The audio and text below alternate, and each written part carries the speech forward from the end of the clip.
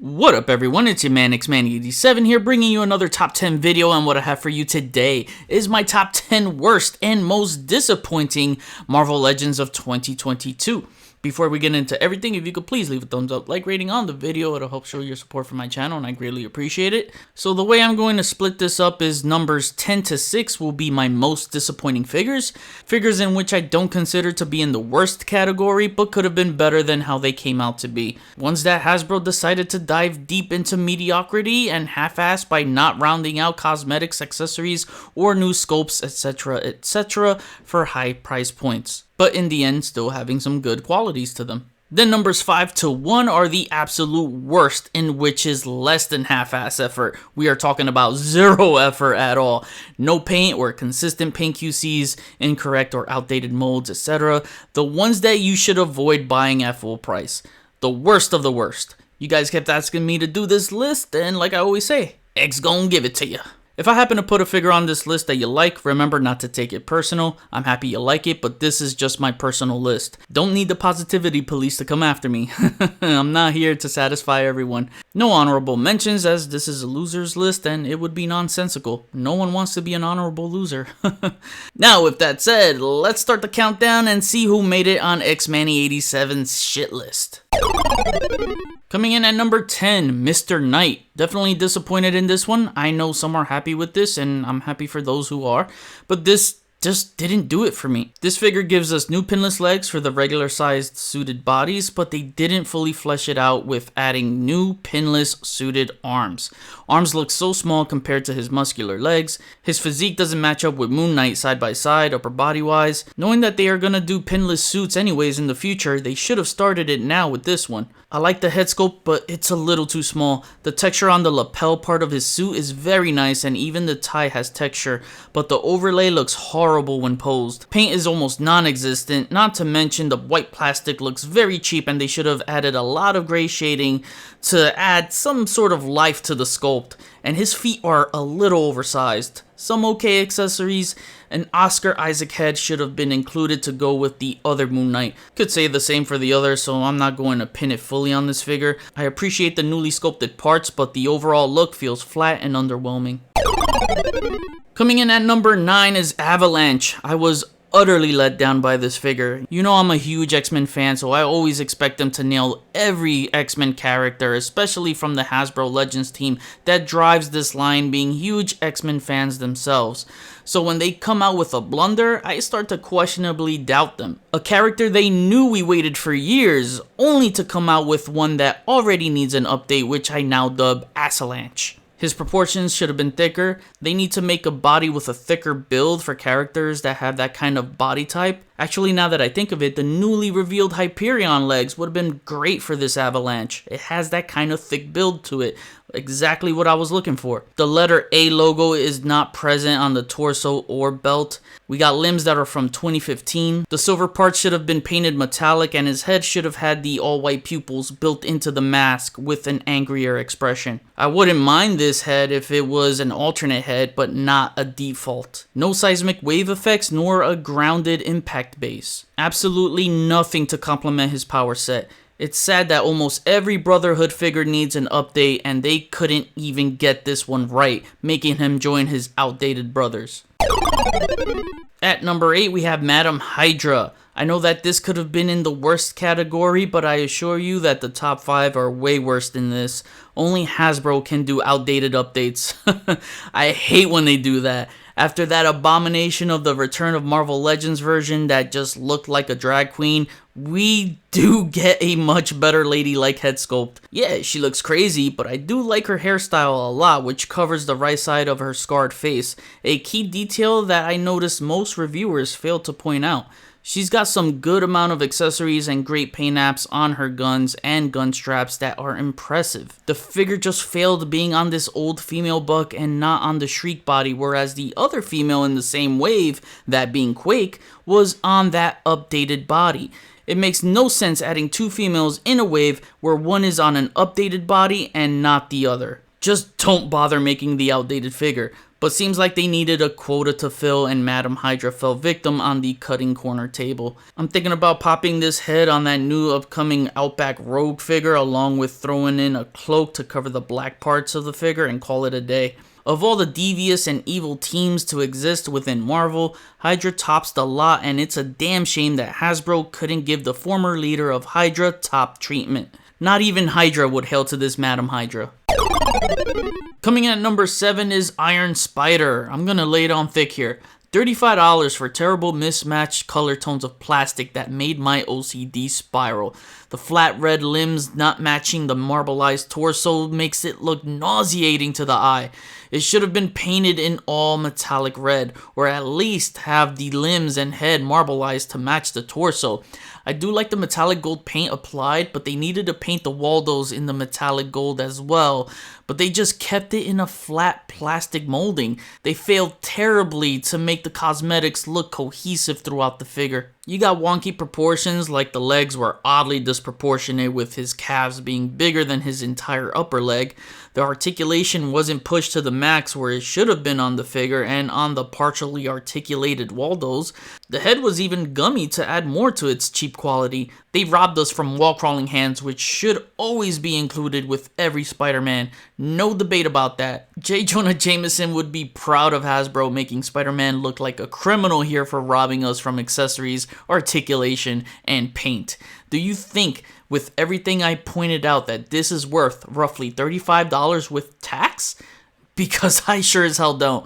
I don't love it, but I don't hate it either. I'm indifferent about it. It's mid. There's so many flaws to point out with this.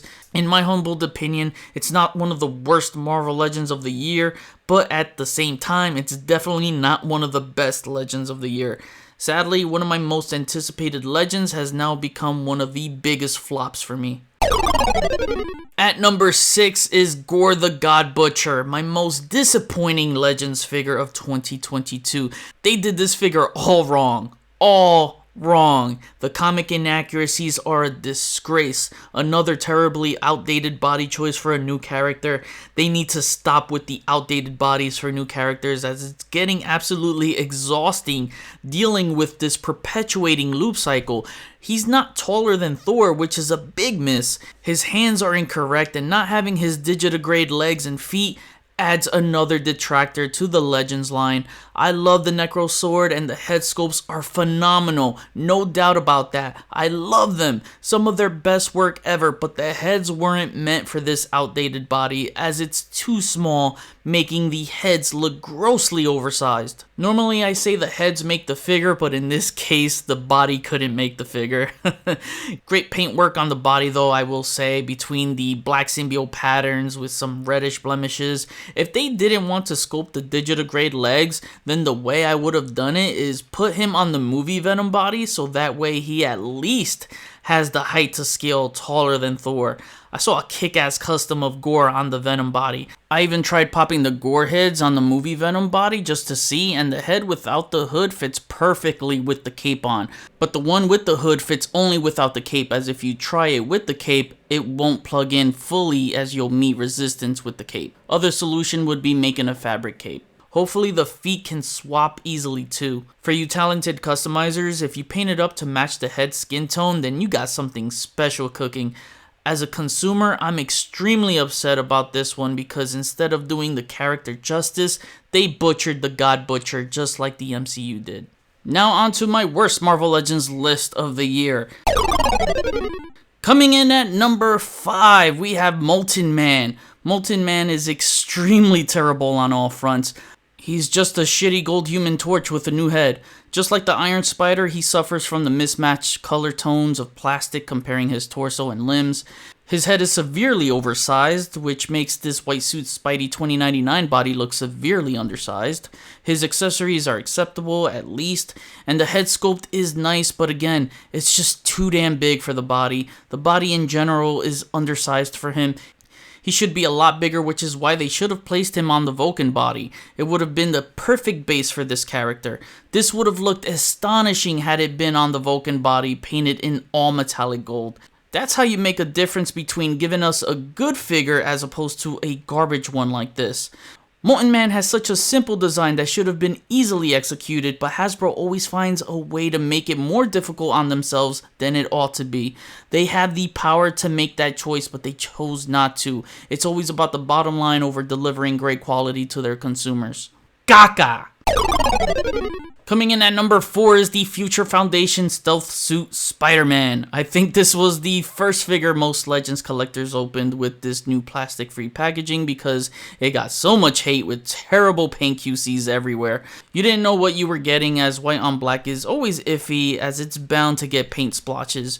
It's the one paint color combo that struggles to stay clean. This didn't even need to be an offer in 2022. For one, no one wanted this version over the regular Future Foundation suit, so that already made some collectors mad before even getting their hands on this. Secondly, only a set of fists and thwipping hands you get with 2 web strands for $27.99. It's a slap in the face. This left an infuriating taste in my mouth for what was offered here at such a high price. If you articulated the figure the wrong way on the legs, boom, you get some paint exchange on the plastic. There's not one area where the paint apps are clean at all. The paint QC is one of the worst I've ever seen on a Legends, and I've had some bad ones in the past. It's literally bad all over. The plastic is bad too. It felt very tight and gummy, almost to where it feels sticky, if that makes sense. I just don't understand how this company can be proud of charging you more and giving you so much less in quality and accessories here. I wouldn't even recommend this on clearance. Just total caca. Coming in at the number 3 spot is Spider-Man and his amazing friends Iceman. I absolutely loathe this figure. He's on that outdated pizza Spidey body again. It makes him look lanky and completely inaccurate to the source material. He's supposed to look a little more buff than this. The blocky square texture on his chest is not present. That would have followed the cartoon. I mean, they had the perfect mold in the AOA Iceman to reuse for this, which is the best Legends Iceman ever. And I'm talking about the torso and the legs, not the parts including the spikes. They could have retooled that to smooth it out. Did someone over there forget about that already? It's like they don't even know their own good stuff that they make. The cell shading is atrocious. They really need to give up on that because it's not working. You get cell shading on the front but nothing on the back at all. Just a teeny tiny stripe on his shoulder blade, but that's it. Not an equal ratio to balance out his back. The eyes are also inaccurate as they should be painted green. He had green eyes in the cartoon. There's nothing good to really say about this figure other than he has jazz hands, which every Iceman figure should include, but that's it. A poorly executed figure. They didn't even try. Nothing but cel-shaded caca. Coming in at number 2, the Fallen One. The one thing that's fallen off this figure is paint, because where the hell did it go? If there was a top 10 list of the least painted Marvel Legends, this guy claims top prize. Seriously, it's non-existent. Other than the eyes and teeth, it's just a blank body. There's nothing visually stimulating about this figure. I'd rather watch paint dry on a wall because at least that wall has paint. But no shading or additional highlight to make this guy stand out. Something to make him look cosmic-like, you know what I mean? I would have taken a complete marbleized look if they didn't go with a metallic deco, but not this flat matte finish. It's so dull looking and boring. Doesn't help that he's on an antiquated body, which makes it even more unbearable.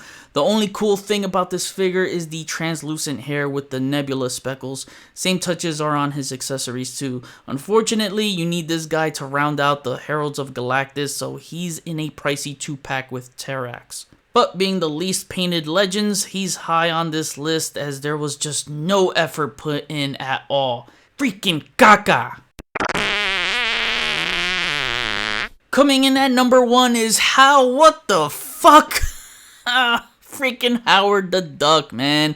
I'm gonna keep it a buck with you. One of the most audacious things Hasbro could have done was charge $24.99 for basically 2 fucking accessories, which is what it comes down to. This is not a damn action figure at all. It's a damn mini-staction figure. There's no articulation in the legs at all. They pulled a Monster Venom Bath Wave Spider-Ham on us again.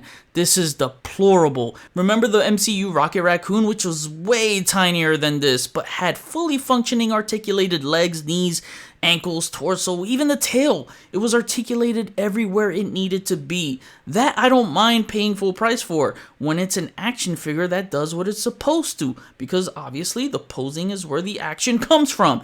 Every collector I heard wanted this guy to have articulated legs because they wanted to put him in a seated pose to recreate that scene with the collector.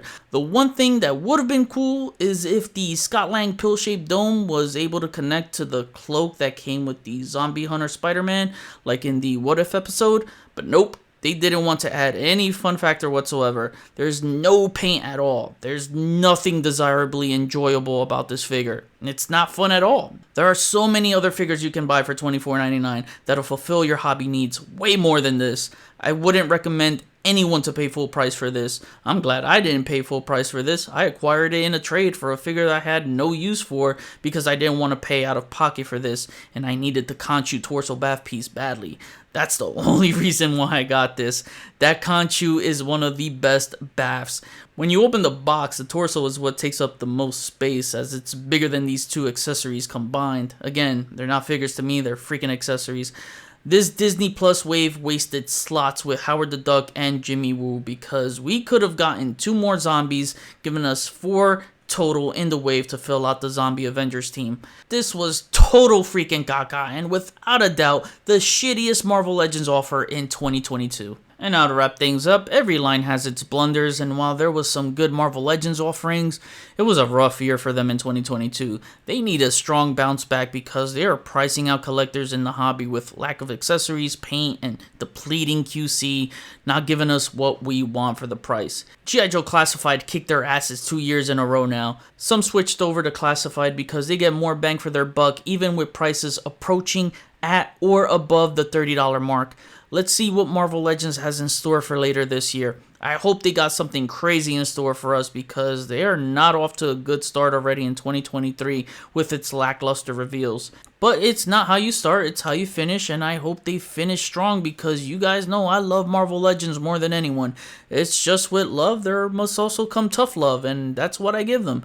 I'm not gonna sway you the wrong way. When I love something, I'll praise it, deservingly so. When it's not good, I will voice my displeasure, deservingly so.